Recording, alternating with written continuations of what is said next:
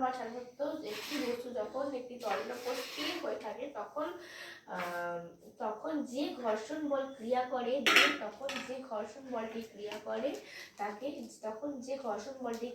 তাকে স্থির অবস্থার ঘর্ষণ বলা হয়।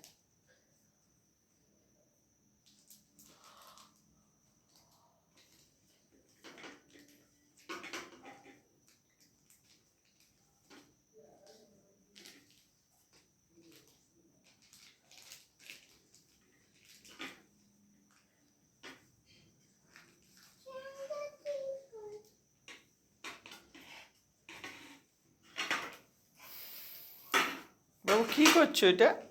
হ্যাঁ বাবু,